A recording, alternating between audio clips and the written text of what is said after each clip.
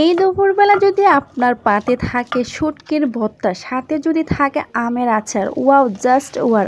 আর যদি বিকালে থাকে এরকম একটা নাস্তা, তাহলে তো আর বলাই যায় না, খাওয়া শুরু করে দিতে হবে। একটা মিনিট আগে কাজটা করে নিই। কাজটা হইতেছে আমার হাজবেন্ড আজকে রাতে এতগুলা শুটকি নিয়ে আসছে। আমি বলি নাই, শুধু একদিন বলছিলাম, সেটা আমারও মনে নাই কখন যে বলছি যে আমার শুটকি খেতে ভালো মন চাইতেছে, তুমি শুটকি নিয়ে আসো। আর সে এতগুলো শুটকি নিয়ে আসছে। প্রাণের স্বামী এতগুলো শুটকি আনছে রাতে। আমি বলছিলাম সকালবেলা রাখবো, আর অমনি সকালবেলা উঠে দেখি শুটকির মধ্যে পিঁপড়া ধরে গেছে। এগুলা কি আর বলা যায়? তারপর তাড়াতাড়ি করে অমনি আমি রোদে দিয়ে দিলাম, ছাদে না দিয়ে ঘরের বাইরে গিয়ে দিয়ে দিলাম। আর একটা কথা কি, সব মাছেরা কিন্তু বাথরুমে মলমূত্র সবকিছুই খায়, শুধুমাত্র পাঙ্গাস মাছের দোষ হয়। কেন বলছে এই কথাটা এখন আবার জিজ্ঞাসা করবেন, কেনই বা বলবো না বলুন তো। আমি একটা রিলস তৈরি করছিলাম সেম টু ছোলাগুলো দিয়ে, সেখানে শুধু বলছিলাম যে এত গরম, সে গরমটা মন চাইতেছে ফ্রিজে রেখে দিব, সেটা ঠান্ডা মানে যখন শীতকাল আসবে তখন কাজে লাগবে, এরকম একটা রিলস দিছিলাম, মানে ভয়েস দিয়ে। আর সেই রিলসটা কিন্তু মাশাআল্লাহ দিলে অনেক ভিউজ হয়েছে, প্রায় 10,12,000-এর মতন ভিউজ হয়েছে। তো সেখানে অনেক মানুষের অনেক মতামত শুনতে পাইছি। সে মতামত থেকে মানুষের মানে পরিচয়টা বোঝা যায় যে কে কেরকম।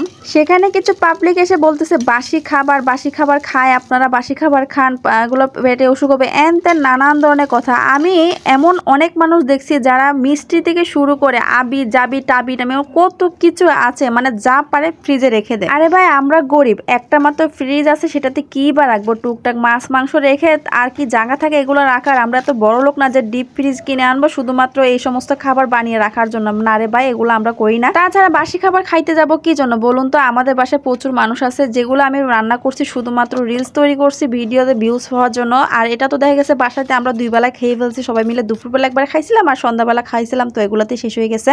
আর এই তো বক বক করতে আমার ভর্তাটাও হয়ে গেছে। পটলের ভর্তা করছিলাম আর শুটকি ভর্তা করছিলাম, আর করছিলাম কিছু টমেটো চাটনি না কি বলবো আমি বুঝতেছি না। আমি এখানে ডিম দিয়ে টমেটোটা একটু নাড়াচাড়া দিয়ে নামিয়ে নিয়েছিলাম, তো ওইটা খাইছিলাম। আর এদিকে যে আচার করছিলাম, আচারের ভিডিও তো আপনাদেরকে দিয়েছি, আপনারা অথচ দেখেন না নাকি জানি না, দেখলে তো ভালোই। তো সেটা আমি এখন ফ্রোজেন করে দিয়েছি, বয়মে ভরতেছি, যেহেতু কাঁচের বোতল নাই। তো এখানে মাছ ভাজি করতেছিলাম, সেই মাছ ভাজি